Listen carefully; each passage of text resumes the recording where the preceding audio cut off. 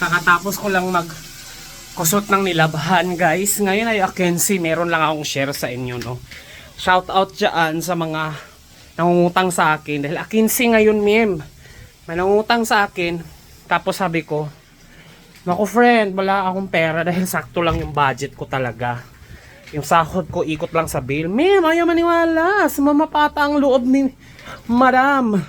Diyos ko, after 15 days or 10 days kong labas-masok sa trabaho ko, gusto ko lang sabihin sa inyo na wala po ako naipon dahil nga yung kita ko, binabayad ko lang din sa mga bills. Kung gusto nyo, meron akong ipon. Ito lang naipon ko sa buong cut-off kong sahod.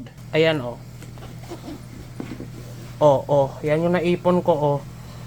1, 2, 3, 4. Oh, bago pa yung isa, oh. 4, 5, 6, 7. Oh, meron pa sobrang, ito, oh, may tissue pa, oh. Yan, B. Sa'yo na yan, B. Pautang ko na yan sa'yo. Wag lang sumama ang loob mo. Kasi ito lang kasi naipon ko sa buong kong cut-off na sahod, eh. Oh, kahit wag mo lang bayaran to, ma'am, he. Sa'yo na to, oh. Padala ko na to sa'yo.